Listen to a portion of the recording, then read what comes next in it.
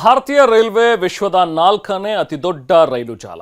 ಇವತ್ತು ಇದೇ ಭಾರತೀಯ ರೈಲ್ವೆಗೆ ಸಂಪೂರ್ಣ ಸ್ವದೇಶಿ ನಿರ್ಮಿತ ಹೈಡ್ರೋಜನ್ ಟ್ರೈನ್ಗೆ ಪ್ರಧಾನಿ ಮೋದಿ ಹಸಿರು ನಿಶಾನೆ ತೋರಿಸಿದ್ರು. ಇದು ಕೇವಲ ರೈಲಲ್ಲ, ಭಾರತದ ಭವಿಷ್ಯ. ಕಲ್ಲಿದ್ದಲು, ಡೀಸೆಲ್, ವಿದ್ಯುತ್ ಇಲ್ಲದೆ ಬರೀ ಹೈಡ್ರೋಜನ್ ಇಂಧನವನ್ನು ಬಳಸಿಕೊಂಡು ತನ್ನೊಳಗೆ ವಿದ್ಯುತ್ ಉತ್ಪಾದನೆಯನ್ನು ಮಾಡಿಕೊಂಡು ಚಲಿಸುವ ಹಾಗೆ ಹೊಗೆ ಇಲ್ಲದ ಪರಿಸರ ಸ್ನೇಹಿ ರೈಲಿಗೆ ಇವತ್ತು ಪ್ರಧಾನಿ ಮೋದಿ ಹಸಿರು ನಿಶಾನೆ ತೋರಿದ್ದಾರೆ. ಹರಿಯಾಣದ ಜಿಂದ್ನಿಂದ ಸೋನಿಪತ್ವರೆಗಿನ 89 ಕಿಲೋಮೀಟರ್ ಮಾರ್ಗದಲ್ಲಿ ಈ ಹೈಡ್ರೋಜನ್ ರೈಲು ಸಾಗಲಿದೆ. ಇದರ ಜೊತೆಗೆ ಕರ್ನಾಟಕದ 4 ನವೀಕೃತ ರೈಲು ನಿಲ್ದಾಣಗಳು ಇವತ್ತು ಉದ್ಘಾಟನೆಯಾಗಿವೆ. ಪ್ರಧಾನಿ ಮೋದಿ ವರ್ಚುವಲ್ ಮೂಲಕ ರೈಲು ನಿಲ್ದಾಣಗಳನ್ನು ಉದ್ಘಾಟಿಸಿದರು. ಧಾರವಾಡ ಜಿಲ್ಲೆಯ ಆಳ್ನಾವರ ರೈಲು ನಿಲ್ದಾಣ, ಬಾಗಲಕೋಟೆ ಜಿಲ್ಲೆಯ ಐತಿಹಾಸಿಕ ಸ್ಥಳ ಬದಾಮಿ ರೈಲು ನಿಲ್ದಾಣ, ದಕ್ಷಿಣ ಕನ್ನಡ ಜಿಲ್ಲೆಯ ಬಂಟ್ವಾಳ ಮತ್ತು ಕೊಪ್ಪಳದ ನವೀಕೃತ ರೈಲು ನಿಲ್ದಾಣಗಳನ್ನು ಪ್ರಧಾನಿ ಮೋದಿ ಉದ್ಘಾಟಿಸಿದರು. ಹೊಸ ಪ್ಲಾಟ್ಫಾರ್ಮ್, ಸುಧಾರಿತ ಸಂಚಾರ ಪ್ರದೇಶ, 12 ಕಿಲೋಮೀಟರ್ ಅಗಲದ ಪಾದಚಾರಿ ಮೇಲ್ಸೇತುವೆ, ಎಲ್ಲಾ ನಿಲ್ದಾಣಗಳಲ್ಲಿ ಲಿಫ್ಟ್ಗಳ ವ್ಯವಸ್ಥೆ ಕೂಡ ಮಾಡಲಾಗಿದೆ. ಕೊಪ್ಪಳ ನಿಲ್ದಾಣದಲ್ಲಿ ಲಿಫ್ಟ್ ಜೊತೆಗೆ 2 ಎಸ್ಕಲೇಟರ್ಗಳನ್ನು ಕೂಡ ಅಳವಡಿಸಲಾಗಿದೆ.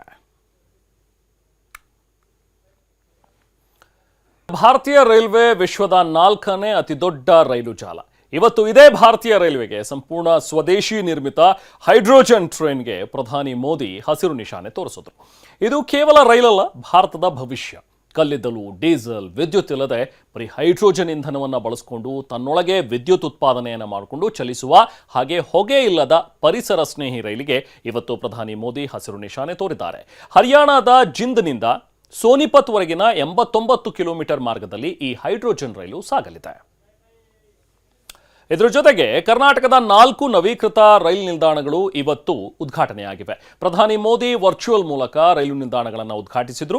ಧಾರವಾಡ ಜಿಲ್ಲೆಯ ಆಳ್ನಾವರ ರೈಲು ನಿಲ್ದಾಣ, ಬಾಗಲಕೋಟೆ ಜಿಲ್ಲೆಯ ಐತಿಹಾಸಿಕ ಸ್ಥಳ ಬದಾಮಿ ರೈಲು ನಿಲ್ದಾಣ, ದಕ್ಷಿಣ ಕನ್ನಡ ಜಿಲ್ಲೆಯ ಬಂಟ್ವಾಳ ಮತ್ತು ಕೊಪ್ಪಳದ ನವೀಕೃತ ರೈಲು ನಿಲ್ದಾಣಗಳನ್ನು ಪ್ರಧಾನಿ ಮೋದಿ ಉದ್ಘಾಟಿಸಿದರು. ಹೊಸ ಪ್ಲಾಟ್ಫಾರ್ಮ್, ಸುಧಾರಿತ ಸಂಚಾರ ಪ್ರದೇಶ, 12 ಕಿಲೋಮೀಟರ್ ಅಗಲದ ಪಾದಚಾರಿ ಮೇಲ್ಸೇತುವೆ, ಎಲ್ಲಾ ನಿಲ್ದಾಣಗಳಲ್ಲಿ ಲಿಫ್ಟ್ಗಳ ವ್ಯವಸ್ಥೆ ಕೂಡ ಮಾಡಲಾಗಿದೆ. ಕೊಪ್ಪಳ ನಿಲ್ದಾಣದಲ್ಲಿ ಲಿಫ್ಟ್ ಜೊತೆಗೆ 2 ಎಸ್ಕಲೇಟರ್ಗಳನ್ನು ಕೂಡ ಅಳವಡಿಸಲಾಗಿದೆ.